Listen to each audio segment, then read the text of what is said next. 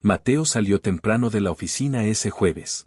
No por una junta ni una emergencia, sino porque quería sorprenderla. Él y Renata llevaban casi 20 años de casados. Vivían en una calle tranquila de Querétaro, no muy lejos del centro histórico. No era una casa lujosa, solo un hogar de 2 recámaras, con muros deslavados por el sol y un zaguán terco, pero era suyo. Nada de extravagancias, solo cuentas pagadas, desayunos compartidos y pequeños rituales que decían te amo sin decirlo. Para Mateo, eso bastaba. Para celebrar su aniversario, hizo una parada en el centro y enfrentó el caos de estacionarse cerca de Panadería El Francés, esa pequeña pastelería donde a Renata le fascinaba pedir el pastel de avellana. Lo recogió junto con una bolsa de papel llena de eclairs y llevaba un estuche pequeño en el bolsillo. No era nada ostentoso, solo un collar de plata con sus iniciales grabadas por detrás. Sencillo, con significado. Renata había insistido en que la cena fuera tranquila. Solo la familia, le dijo una semana antes. Nada de discursos. Este año, que sea sencillo. Mateo no discutió. Casi nunca lo hacía. Cuando llegó a casa, ya se sentía el bullicio. Risas, el tintinear de ollas, boleros viejos sonando suave en la bocina. Camila, la hermana de Renata, estaba descalza en la cocina, removiendo arroz con una mano y tomando agua de tamarindo con la otra. La madre de Renata colocaba velas de té en la mesa como si preparara una sesión de fotos. Mateo entró aún con su pantalón de vestir, sosteniendo el pastel con cuidado. Nadie volteó a verlo. Hola, dijo, con voz baja pero amable. Renata giró apenas la cabeza. No sonrió. ¿Puedes sacar la basura? Ya está llena. Eso fue todo. Nada de feliz aniversario. Nada de abrazo. Solo la basura. Mateo no dijo una palabra. Tomó la bolsa, la amarró bien y salió al garaje. Se quedó ahí unos minutos más de lo necesario. El calentador viejo zumbaba en una esquina. La luz parpadeaba sobre su cabeza. No sabía por qué se quedó ahí.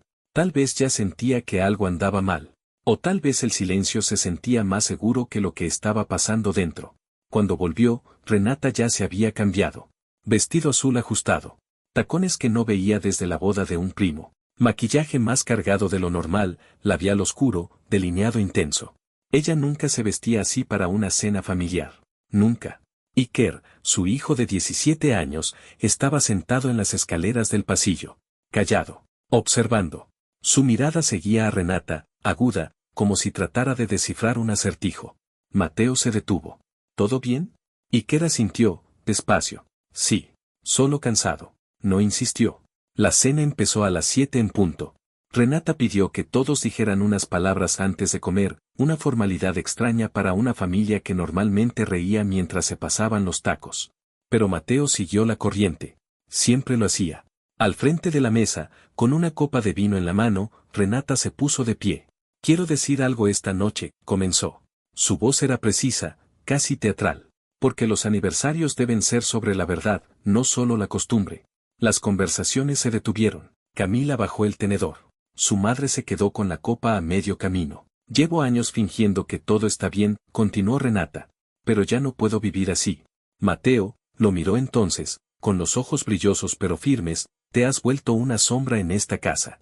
Eres seguro. Predecible. Pero ausente. Yo necesito más. Mateo no se movió. Todas las miradas se posaron en él. Conocí a alguien, dijo Renata. Su voz no tembló. Se llama Iván. Me ve. Me reta. Me recuerda que todavía estoy viva. Un silencio cayó sobre la mesa. Su madre se cubrió la boca. Camila murmuró algo que no se alcanzó a entender. Pero Renata parecía orgullosa, como si acabara de dar un discurso impecable. Me voy, Mateo. Y quiero que todos lo escuchen. No me avergüenzo. Yo merezco ser feliz. La copa de vino en la mano de Mateo no tembló. Porque él, ya lo sabía. Mateo ya sabía lo de Iván. El hotel a las afueras, por la carretera federal 57. Las transferencias escondidas desde la cuenta de ahorros compartida. El correo nuevo que Renata creó, uno que pensaba que nadie descubriría. Pero Mateo no contrató a un investigador privado. No revisó cajones ni violó su privacidad. Fue Iker. 2 semanas antes, Iker escuchó una llamada en la madrugada. Renata creía que él dormía. Pero su voz se escuchó en el pasillo. Se reía. Llamaba a Mateo ruido de fondo. Le dijo a Iván, todavía me trae café con pan como si fuéramos parte de una telenovela. Es patético. Iker lo grabó. No por malicia, sino porque algo en el tono de su madre lo sacudió. Esa misma semana, se acercó a Mateo en la cocina, con el celular en la mano como si llevara una prueba de juicio. No dijo nada. Solo reprodujo el audio. Luego mostró otro archivo. Y otro más. Cada uno revelaba lo mismo, un plan que ya estaba en marcha. Mateo escuchó todo. En silencio. Cada palabra cruel, cada risa cargada de desprecio. Dolió más de lo que imaginaba. No solo por la traición, sino porque Renata ya había decidido cómo terminaría su historia. Pero ahora, no terminaría como ella quería. De vuelta en la mesa, después del monólogo teatral de Renata, nadie habló. Su madre parecía una estatua. Camila cruzaba los brazos. La sala era una represa a punto de romperse por el peso del silencio. Renata miró a Mateo. ¿Nada vas a decir? Él la miró, tranquilo. ¿Ya terminaste? Su rostro cambió. ¿Qué? Pregunté si ya acabaste. Porque si es así, miró a Iker, creo que ahora es nuestro turno. Iker no dudó. Se levantó, sacó su celular del bolsillo y presionó la pantalla. Unos segundos de silencio, y luego, la voz de su madre llenó la habitación. Es invisible, Iván. Te juro, a veces lo veo y siento que estoy casada con una lámpara. Todavía me compra pastel como si eso arreglara algo. Se escuchó un jadeo. La madre de Renata se llevó la mano al pecho. Camila murmuró una grosería. El mes pasado me dejó en el aeropuerto pensando que me iba con mis amigas. En realidad, me fui contigo, ¿te acuerdas del hotel con los cuadros chuecos? Clic. El audio se detuvo. Renata se puso pálida. Miró a Iker como si no lo reconociera. ¿Dónde sacaste eso? Él no respondió. Solo estaba desahogándome, balbuceó. Eso era privado. Mateo se inclinó, con voz firme. Pensaba dejarte ir esta noche. Sin escándalo. Hoy en la mañana empaqué una maleta. Pude haberte dejado decir tu parte y salir por esa puerta con algo de dignidad. Su boca se entreabrió. No esperaba eso. Ni la calma. Ni el control. Pero necesitabas una audiencia, continuó Mateo. Un escenario. Y cuando te paraste frente a tu hijo y tu familia para dar tu discursito, lo convertiste a él en daño colateral. Eso no fue solo traición. Fue crueldad. No pensé que él. Estaba escuchando, interrumpió Iker, con una voz más aguda de lo habitual. Siempre escucho. Tú simplemente nunca lo notaste. Otro silencio cayó. Pero esta vez, no era sorpresa. Era revelación. Camila fue la primera en hablar. Renata, ¿qué hiciste? Renata extendió una mano temblorosa hacia su madre. Mamá, no es lo que parece. Su madre dio un paso atrás. Creo que sí lo es. Iván no estaba allí. No hacía falta. Su nombre ya estaba escrito en cada rincón como graffiti. Renata se sentó despacio. No debiste oír eso, susurró a Iker. Él la miró fijo. Pero lo oí. Todo. Mateo se levantó. No alzó la voz. No lloró. Solo dijo los hechos. Esta semana moví la mitad de nuestros ahorros. Legalmente. Ya hablé con una abogada. Iker se queda conmigo, a menos que él diga otra cosa. Y después de esta noche, creo que está claro. No puedes quitarme a mi hijo, gritó ella.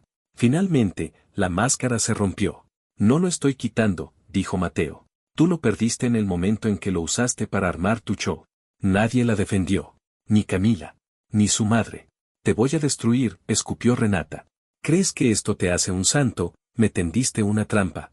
El tono de Mateo no cambió. Esperé. Tuve esperanza de que eligieras la honestidad. No lo hiciste. Así que tomé mi decisión después de la tuya. Se giró hacia los demás. Perdón por convertir esta noche en algo que no debía ser. No voy a fingir más. Luego miró a Iker. Vámonos. Iker agarró su chaqueta. Nadie intentó detenerlos. Salieron por la puerta principal, hacia una noche silenciosa. Por primera vez en años, Mateo dejó esa casa con nada más que su abrigo, su hijo, y paz. El departamento era pequeño, 2 recámaras, un baño, y un refrigerador que zumbaba suavemente cuando se apagaban las luces. Pero era tranquilo, una paz que Mateo no había sentido en años. Iker dejó caer su mochila junto al sillón y observó la sala vacía. No había fotos, ni adornos. Solo una mesa de centro que venía con el lugar y un par de sillas viejas que un excompañero de trabajo de Mateo le había regalado. Pensé que iba a oler a alfombra vieja, dijo Iker, casi sonriendo. Mateo le entregó una llave colgada de una correa de cuero desgastada. Rocía aromatizante de canela antes de recogerte. Iker asintió. Ese tipo de aprobación callada que solo un adolescente podía dar y que, sin embargo, decía más que cualquier palabra. No hablaron de la casa, al menos no todavía. No hacía falta. Ambos la habían dejado atrás como se abandona un hotel en el que se pasó más tiempo del necesario. El jardín trasero que Mateo cuidó por años. El estante con fotos enmarcadas que Renata nunca limpiaba pero tampoco dejaba quitar. La recámara de visitas que se volvió, sin decirlo, su refugio cuando ya no quería compartir. Lo dejaron todo. No por enojo. Por cierre. Esa noche, después de que Iker terminó su tarea en el suelo usando su mochila como escritorio, Mateo hizo una oferta sencilla para aliviar el aire. ¿Pizza? Va. Comieron directo de la caja, sobre cojines de sillón. No había mesa. Ni platos. Solo un rollo de servilletas junto a una bolsa abierta de papas. Pero por primera vez en mucho tiempo, se sentía como un hogar. Después de unas rebanadas, Iker preguntó, ¿la odias? Mateo miró la rebanada en su mano, con el queso derramándose por un lado. No sé qué siento, dijo. Odiar requiere energía. Creo que ya, estoy cansado. Iker se recargó contra la pared. Yo sospechaba que algo andaba mal desde hace rato. Mateo no le preguntó por qué no dijo nada antes. No lo necesitaba. ¿Sabes?, continuó Iker. La primera vez que la oí hablando con Iván, pensé que era una broma. O que se estaba desahogando. Pero cuando dijo, ya empecé a mover el dinero, ahí fue cuando la grabé. Mateo lo miró, ese hijo callado, observador, que había visto demasiado y dicho muy poco. ¿Por qué me lo enseñaste a mí? Iker se encogió de hombros. Porque tú nunca revisarías sus cosas. Y porque, sabía que a ti sí te importaría. A ella no. Eso cayó con un peso silencioso. Fuerte, pero cierto. Lamento que hayas tenido que cargar con eso, dijo Mateo, con voz suave. Iker soltó el aire. Está bien. Solo quería que se escuchara a sí misma. Tú no tenías que gritar. Ella se encargó sola de hacer el daño. Se quedaron en silencio un rato. No era incómodo, era tranquilo. Ese tipo de silencio que nace de entenderse sin necesidad de más. Más tarde esa semana, Mateo volvió a la casa. Sabía que Renata no estaría. Aún recordaba su rutina como quien recuerda una contraseña vieja, qué días tenía yoga, cuando fingía trabajar desde cafés y cuando decía que tenía reuniones de networking. La casa ahora era solo eso, una dirección. Un almacén temporal de lo que una vez le importó. Llegó con 2 cajas de cartón y una lista impresa. No iba a llevarse nada que pudiera causar conflicto. Solo lo suyo. Sus libros. Sus chamarras. Su reloj. La caja de herramientas de madera que su padre le dio el año en que nació Iker. La puerta todavía tenía el viejo letrero de bienvenida, bienvenidos, amigos, irónico, ahora. Empacó rápido, con método. Solo su lado del closet. Solo sus cosas del escritorio. No tocó el cajón de joyas. Ni abrió los gabinetes bajos de la cocina donde Renata guardaba sus moldes para repostería. Pero en el closet, al fondo, detrás de unos folletos turísticos, lo encontró. El collar. Aún en la caja. Intacto. El que había comprado para su aniversario. El que llevó en el bolsillo mientras ella daba su discurso. Lo dejó donde estaba. Que lo encontrara cuando quisiera. Y que decidiera por sí sola lo que significaba. De vuelta en el departamento, Iker ayudó a apilar las cajas en la esquina del cuarto. Colgaron la única foto que Mateo había traído, los 3, en el lago de Chapala, hace años. Antes de Iván. Antes de las mentiras. Antes de que la distancia se volviera costumbre. Iker la señaló. Ahí te ves más feliz. Lo estaba, dijo Mateo. Pero ese tipo no sabía lo que sé ahora. Y Mateo no cambiaría ese conocimiento. No por ningún lago. No por ninguna mentira disfrazada de amor. Renata no tardó en reescribir la historia. Apenas había pasado una semana desde la cena, y ya comenzaban a llegar los ecos, preguntas disfrazadas de preocupación, mensajes vagos de conocidos, incluso una llamada de Silvia, la prima de Mateo en Monterrey. Renata dice que te fuiste sin avisar, dijo Silvia con cautela. Que la sorprendiste. Que todo fue muy rápido. ¿Eso te dijo?, preguntó Mateo, sin emoción. Silvia guardó silencio. Luego agregó en voz baja, ha estado publicando cosas en Red Amigos. Cosas indirectas. Frases sobre la traición. Sobre cómo hay gente que se va justo cuando más la necesitas. Mateo no respondió. No porque no supiera qué decir, simplemente ya no necesitaba decir nada. La gente que quiere la verdad, la busca. La que prefiere sentirse cómoda, se queda con una versión más fácil. No tenía sentido convencer a quien ya había elegido un lado.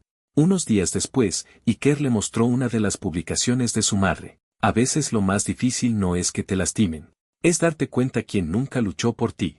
Los comentarios se apilaban debajo. Sé fuerte, hermosa. Te mereces algo mejor. Un abrazo. Hay gente que simplemente no entiende. Mateo no comentó. No mandó mensajes. No explicó nada. El silencio era su estrategia ahora. No por debilidad. Por enfoque. Una mañana, recibió un nuevo correo. El asunto decía, manejemos esto con respeto. Dentro, Renata había escrito. Mateo. Sé que ambos estamos dolidos, y creo que lo mejor es llevar esta separación con respeto, por nosotros y, sobre todo, por Iker. Propongo dividir todo de manera justa y evitar involucrar a terceros. Confío en que podemos resolver esto como adultos. Renata. Mateo lo leyó una vez. Luego otra. El tono era cuidadoso, casi profesional. Como si las últimas semanas no hubieran ocurrido. Como si no hubiera habido un teatro en la mesa del comedor. Como si no existiera una grabación hecha por su propio hijo. No respondió. En vez de eso, lo imprimió, lo dobló y lo archivó en una carpeta negra que había comenzado a llenar. La había rotulado con un marcador grueso, por si acaso. Dentro había estados de cuenta. Transcripciones de audio. Capturas de pantalla de transferencias ocultas, como el pago de 42,000 pesos a Grupo Horizonte, una supuesta agencia de consultoría registrada a nombre de Iván, con una dirección ficticia de apartado postal. No era por venganza. Era por preparación. Mateo había pasado demasiados años creyendo que el silencio traía paz. Ya sabía que no siempre era así. Esa noche, Iker estaba en el suelo haciendo tarea. Sin audífonos. Sin música. Solo un lápiz y sus libros. ¿Todo bien?, preguntó Mateo. Iker asintió. Álgebra. Lo mismo de siempre. Mateo sonrió. Hay cosas que nunca cambian. Compartieron un momento tranquilo antes de que Iker hablara de nuevo. ¿Tú crees que ella de verdad se cree su versión? Mateo lo pensó. Tal vez. Hay gente que miente tanto, que ya no sabe dónde empieza la verdad. Iker sacó su celular. Me escribió anoche. Mateo lo miró. Puso, sé que tu papá está dolido, pero no tienes que elegir. Te amo. Espero que no lo olvides. Le entregó el celular a su padre. Mateo leyó el mensaje. Luego se lo devolvió. Está intentando dejar una puerta abierta. Por si todo lo demás se le cae. Iker no respondió. Solo asintió. No está acostumbrada a que la dejen. No, dijo Mateo. Está acostumbrada a ser la que se va primero. No volvieron a hablar del tema esa noche. No hacía falta. Pero Mateo se quedó despierto hasta tarde. Se sentó en la mesa con una libreta nueva, y en la parte superior de la primera hoja, escribió. Prioridades. Asegurar cuentas. Consultar con la abogada. Respaldar pruebas. Revisar historial de transferencias. Proteger a Iker. Mantener la calma. Cada punto tenía su carpeta, digital y física. Mateo no quería una guerra. No buscaba drama ni lástima. Pero si Renata intentaba manipular lo que venía, iba a descubrir que el hombre callado que creyó ignorar, llevaba tiempo tomando nota. Mateo conocía a Renata. Sabía cómo reaccionaba cuando las cosas se le salían de las manos. Por eso no le sorprendió cuando, 2 días después, Camila lo llamó. No fue una llamada cálida. Fue directa. Mateo, dijo. ¿De verdad juntaste todo eso sobre ella? Las grabaciones. Los documentos. Las transferencias. Mateo hizo una pausa. ¿Qué te dijo? ¿Que la emboscaste? ¿Que manipulaste todo para quedarte con la casa y con Iker? ¿Que inventaste pruebas para dejarla mal? Mateo estaba en la cocina, con la misma taza de café que usaba cada mañana. Camila, te mintió. Y creo que en el fondo, ya lo sabes. Camila guardó silencio. Luego, con voz más baja, dijo, no estás equivocado. La defendí porque es mi hermana. Pero últimamente no sé a quién estoy defendiendo. Está reescribiendo toda la historia, dijo Mateo. Pero esta vez, tengo los hechos. Si necesitas que hable con alguien, lo haré, dijo Camila. Vi más de lo que quise admitir. Y creo que ya es hora de que deje de esconderse detrás de los demás. Mateo le agradeció. Luego apuntó su nombre en su libreta, bajo la lista que había titulado, Apoyo si es necesario. Ese mismo día, su jefe, Arturo, lo llamó a su oficina. Vino a buscarme, dijo Arturo. Mateo se puso tenso. Renata. Asintió. Dijo que necesitaba actualizar unos documentos. Me pidió tu información salarial. Mateo suspiró. Está armando un caso. Quiere parecer dependiente económicamente. No le di nada, aseguró Arturo. Pero pensé que debía saberlo. Esa misma noche, Iker recibió otro mensaje. Esta vez, un buzón de voz. La voz de Renata sonaba más suave, más lenta. Iker, sé que estás molesto, mi amor. Pero sigo siendo tu mamá. Te extraño. Nunca quise que quedaras atrapado en esto. Iker reprodujo el mensaje en voz alta, en la cocina del departamento. Cuando terminó, miró a Mateo. Está tratando de sonar triste. Mateo asintió. Está tratando de parecer la que perdió todo. Pero no está triste por lo que hizo. Está triste porque no salió como lo planeó. Quiere que me sienta mal por ella. No tienes que sentir nada que no estés listo para sentir, le dijo Mateo. Pero sí puedes protegerte. Ella perdió su lugar en tu vida cuando usó tu silencio como arma. El fin de semana llegó tranquilo. Mateo se desconectó del celular. Iker trabajó un turno en la ferretería local. El departamento seguía incompleto, pero limpio. La luz entraba por la ventana en ángulo perfecto. Era la primera vez, desde la separación, que el aire se sentía respirable. Pero luego llegaron las ondas externas. Una excompañera de Renata contactó a Mateo por red amigos. Otra, más directa, le escribió un mensaje privado. Ella nos dijo que tú la dejaste fría, que la apagaste emocionalmente. Pero alguien me mostró el clip, el de la llamada. Solo, wow, lo siento. Mateo no respondió. No por orgullo, por claridad. La versión que Renata intentó vender comenzaba a resquebrajarse. Cuanta más gente escuchaba su voz real, menos creían que era la víctima. Y entonces pasó algo inesperado. Recibió una llamada de alguien que jamás imaginó, el jefe de Renata en su firma de medios. Perdona la molestia, dijo la voz. Renata te puso como referencia para un programa de liderazgo al que se postuló. Solo quería confirmar tu apoyo. Mateo parpadeó. ¿Me puso a mí? Sí. Dijo que podías hablar de su integridad y ética de trabajo. Hizo una pausa. Luego respondió con cuidado. No creo ser la persona indicada para eso, dijo. Pero si necesitas documentación sobre un negocio privado que manejaba con un colega durante horas laborales, te la puedo proporcionar. Silencio largo. No será necesario, respondió el hombre. Gracias por tu tiempo. Clic. Las grietas se ensanchaban. Al día siguiente, Iker le contó algo nuevo. Se apareció afuera de la escuela, dijo, con voz tensa. Estaba cerca de la reja, con una bolsita de regalo. Solo, esperando. ¿Hablaste con ella? No. Solo la vi desde la ventana. Se fue después de un rato. Mateo sintió apretarse la mandíbula. ¿Estás bien? Sí. Solo fue raro. Como si pensara que todo sigue normal. Pero no lo estaba. Y por más sonrisas que ensayara o mensajes que enviara, la verdad ahora sonaba más fuerte. Y ella, ya no controlaba el volumen. La noche antes de la mediación, Mateo no durmió. Ya no era por nervios. Esa etapa había quedado atrás. Lo que no lo dejaba dormir eran los recuerdos de todas las veces que se quedó callado, cuando tragó dudas, cuando evitó una pelea, cuando pensó que la paz era más importante que la verdad. Ahora, el silencio no era paz. Era evidencia. Iker ya se había acostado. Su puerta estaba cerrada, con música suave detrás. Mateo no le pidió que lo acompañara a la mediación. No hacía falta. Iker ya había hecho más de lo que le correspondía. Sobre la mesa del comedor, Mateo tenía todo ordenado, carpetas con recibos, transcripciones, movimientos bancarios y un resumen detallado de las actividades financieras falsas de Renata. Su abogada ya lo había revisado todo y le dijo que el caso era imposible de rebatir. A las 7 de la mañana, recibió un mensaje de Renata. No tenemos que hacer esto como enemigos. Busquemos una forma de resolverlo sin que se ponga feo. No respondió. A las 10, caminaba por los pasillos fríos y silenciosos del centro de mediación en Querétaro. El ambiente era estéril, como un consultorio que no atendía huesos rotos, sino matrimonios quebrados. Renata ya estaba allí. Pantalón gris, blusa beige, el cabello recogido en ese mismo chongo profesional que usaba cuando presentaba proyectos. Su abogado lucía impecable, con prisa. Los ojos de Renata recorrieron a Mateo buscando alguna señal de debilidad. No la encontraron. Su abogada lo saludó con un asentimiento firme. ¿Listo? Siempre, respondió Mateo.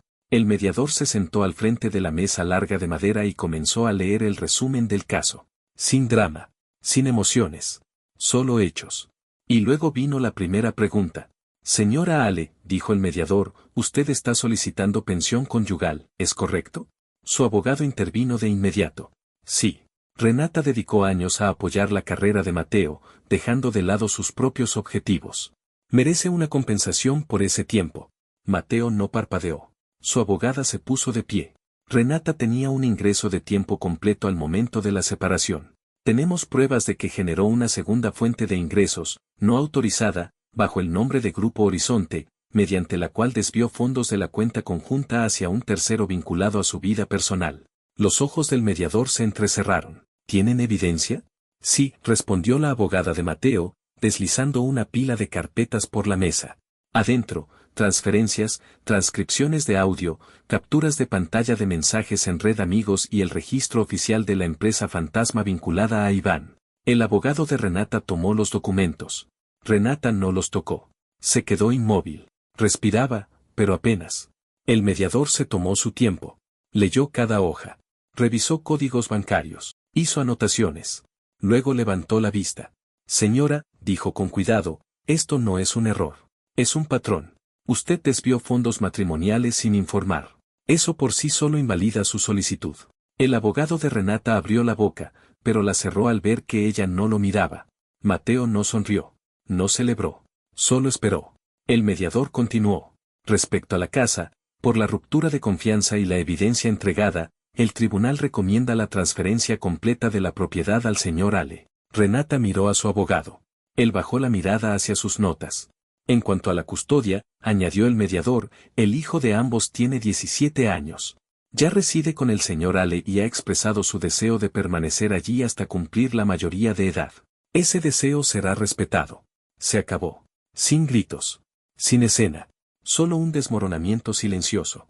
Al salir de la sala, Renata siguió a Mateo por el pasillo. Mateo. Él se detuvo. Pero no se giró. No esperaba que, no creí que de verdad, hizo una pausa. Documentaras todo, completó él. Ella vaciló. ¿Planeaste esto? No, dijo Mateo. Tú lo planeaste. Yo solo observé. Y se alejó. Ella no dijo más. Mateo no necesitaba venganza. Tenía resolución. Afuera, el cielo sobre Querétaro estaba despejado. Sin tormentas. Sin lluvia. Solo el sol calentando los escalones del centro judicial mientras Mateo salía, papeles en mano, camisa desabotonada del cuello, la corbata doblada en el bolsillo. Su abogada le estrechó la mano en la entrada. Fue lo más limpio que he visto en mucho tiempo, dijo. Te mantuviste tranquilo, te apegaste a los hechos y no dejaste que esto se volviera un circo. Mateo asintió levemente. No vine a ganar. Solo quería que la verdad quedara escrita. Se despidieron. Ella se dirigió a su auto. Mateo caminó hacia el estacionamiento, donde Iker lo esperaba dentro del viejo Nissan plateado, motor encendido y las ventanas a medio bajar. Cuando Mateo abrió la puerta, Iker lo miró. Y perdió todo lo que intentó quitarme, respondió Mateo, sin dramatismo. Iker soltó el aire por la nariz. No con orgullo, sino con comprensión. No me siento mal por ella, dijo después de unos segundos. ¿Está mal? No, respondió Mateo. Es sincero. El camino de regreso fue silencioso, pero no pesado. Pasaron junto a filas de jacarandas, con sus flores moradas moviéndose suavemente en el viento. En las esquinas, los vendedores ofrecían raspados y mangos con chile. Un día normal en la ciudad, excepto que nada en sus vidas ya era normal. Y eso no era algo malo. En el departamento, Mateo se quitó los zapatos en la entrada. El piso estaba fresco. Iker dejó su mochila en el sillón y se tiró al lado. Más tarde, mientras comían un caldo de pollo recalentado del fin de semana, el celular de Mateo vibró. Un correo. Asunto, por favor, no me odies. No había mensaje dentro. Solo el asunto. Sin nombre. Sin explicación. Sin disculpas. Mateo no respondió. No por enojo. Ni siquiera por decepción. Por cierre. Al día siguiente, Mateo volvió a la casa. Ahora, legalmente suya. No había entrado desde la noche de la cena. El mismo tapete de bienvenida seguía en la entrada, pero ahora se sentía como si estuviera frente a una exposición de museo. Una vida preservada que ya no le pertenecía. Las cosas de Renata ya no estaban. El closet, vacío, con solo un gancho de plástico. Las gavetas de su mesa de noche, limpias. Los estantes de la cocina, ordenados pero mudos, sin tés, sin especias especiales, solo silencio. Se había llevado su presencia consigo. Y en el proceso, también se había borrado a sí misma. Mateo caminó por las habitaciones sin buscar nada. Solo confirmando lo que ya sabía, ese lugar ya no les pertenecía. Pertenecía a la versión de sí mismo que existía antes de la verdad. Encontró el collar otra vez, en el mismo cajón. Sin abrir. Lo dejó ahí. Que se volviera parte de la historia que ella abandonó. Durante la semana siguiente, los rumores se esparcieron de forma discreta. Camila le contó que a Renata la habían despedido de su trabajo en la firma de medios. Oficialmente, por ajustes presupuestales. Extraoficialmente, alguien en recursos humanos recibió un paquete anónimo, copias de documentos financieros y capturas de pantalla de mensajes enviados desde Red Amigos durante horas laborales. Mateo no lo envió, pero no tuvo que hacerlo.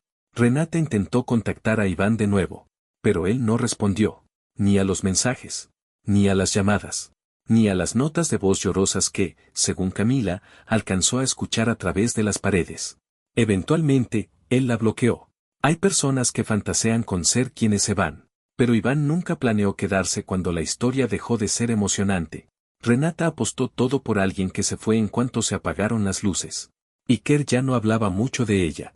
Se enfocó en la escuela, en sus amigos, en su trabajo de medio tiempo en la ferretería. Estaba reconstruyendo su vida en pedacitos tranquilos, libro a libro, jornada a jornada, tarde a tarde. Pero una noche, después de cenar, dijo algo que Mateo no esperaba. «Sabes que no ha terminado, ¿verdad?» Mateo levantó la vista desde el fregadero, donde enjuagaba un plato. «Va a seguir intentando», continuó Iker. «Tal vez no mañana, pero después. Querrá volver a contar su versión. Hacerse la que sanó». Mateo secó sus manos con una toalla. «Eso no nos toca evitarlo». «¿Entonces a quién le toca?» Mateo se quedó en silencio unos segundos. «A la verdad». Y esta vez, ya había hablado. Mateo ya tenía un sistema. Todo comenzó con la libreta que guardaba en el primer cajón de la cocina.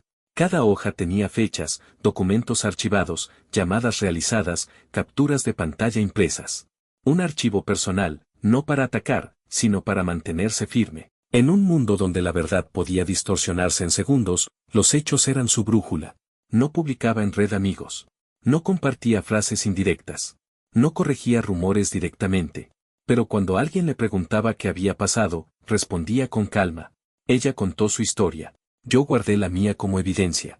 Cada vez que Renata hablaba con alguien nuevo, lo hacía desde su versión de los hechos. Pero cada vez menos personas escuchaban. Porque cuando alguien ve detrás del telón, ya no puede fingir que el truco sigue funcionando. Una de las grietas más grandes llegó cuando Renata aplicó para un nuevo puesto en una firma de medios en Guadalajara. Según Camila, llegó hasta la fase de entrevista, hasta que alguien en la empresa la reconoció por el famoso audio.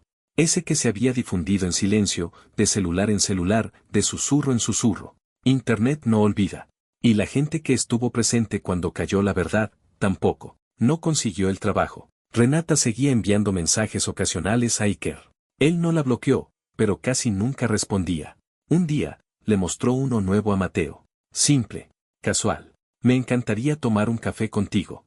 Solo hablar. Sin presión». Iker miró la pantalla mucho tiempo. «¿Quieres ir?», preguntó Mateo. Iker negó con la cabeza. «No creo que quiera hablar. Creo que, solo quiero que todo termine». Mateo no insistió. Solo asintió. Esa misma semana, Camila se topó con Mateo en un tianguis del barrio. Llevaba una bolsa con verduras y una expresión agotada. «Está tratando de quedarse en casa de una amiga en León», dijo. «Pero no le está saliendo bien». «¿Se le acabaron los lugares?», preguntó Mateo. «Se le acabaron las versiones», corrigió Camila.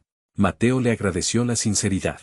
Ella ya no intentaba cubrir a su hermana. Ya no trataba de justificar lo que no se podía defender. De regreso en el departamento, Iker hacía tarea otra vez en el suelo. Mismo lugar. Misma mochila usada como escritorio. Mateo le pasó un platito con manzana en rebanadas, cacahuates y un tazón pequeño con cajeta. «Gracias», dijo Iker sin levantar la vista. Mateo se sentó cerca y por fin preguntó lo que había estado evitando. «Si ella sigue intentando, si algún día realmente se disculpa, ¿qué harías?». Iker terminó de resolver la ecuación frente a él antes de responder. «No necesito que se disculpe. Solo necesito que deje de fingir que no pasó». Esa frase se le quedó a Mateo el resto de la noche. Ya no se trataba de venganza. Ni de drama. Ni siquiera de justicia. Se trataba de honestidad. Porque a veces, lo que más duele de una traición no es lo que alguien hace, sino cómo actúa después. como si nada hubiera sido real. El último mensaje de Renata a Mateo llegó unos días después. No fue dramático. Solo decía: sé que la regué, pero sí te amé alguna vez. Espero que eso aún signifique algo. Mateo no respondió, porque lo que ella pedía no era perdón, era absolución. Una página limpia. Una versión de la historia donde ella podía alejarse y seguir siendo la víctima. Pero la simpatía ya no formaba parte del trato. Mateo había aprendido que no todos los que dicen lo sienten de verdad. Y que no todos los que dicen te amo recuerdan cómo demostrarlo. Lo más difícil no fue dejar ir a Renata.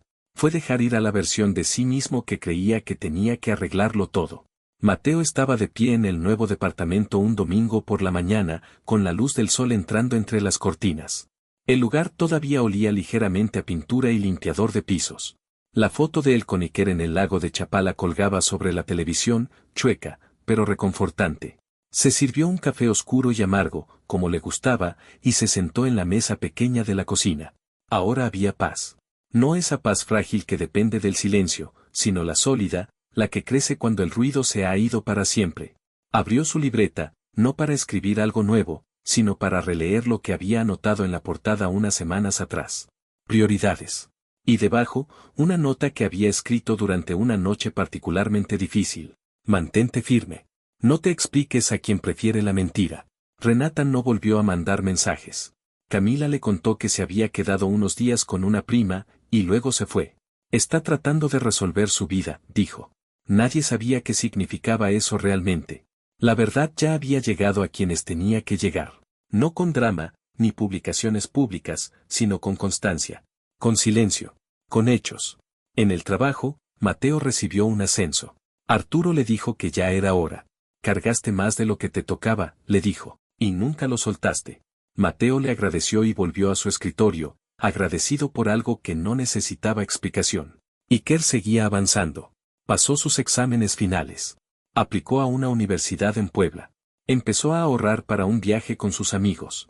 Reía con más facilidad ahora. Sus pasos sonaban más livianos. Una noche, mientras veían una película juntos, una de naves espaciales y viajes en el tiempo, Iker se giró hacia Mateo a mitad de escena. ¿Tú crees que ella alguna vez supo quién eras en realidad? Mateo hizo una pausa. Creo que supo quién quería que fuera, dijo. Y cuando no encajé en eso, decidió que no era suficiente. Iker asintió, despacio. Pero sí lo eras. Mateo no respondió. No lo necesitaba. Hay verdades que, una vez vividas, ya no necesitan decirse en voz alta. El fin de semana siguiente, empacaron para un pequeño viaje por carretera. Nada grande, solo unos días fuera de la ciudad. Aire, sol, un respiro. Antes de salir, Mateo cerró la libreta y la guardó en un cajón. No para olvidar, sino porque ya no la necesitaba. El capítulo estaba cerrado. Las lecciones, aprendidas. No ganó, no perdió, sanó. Y eso era suficiente.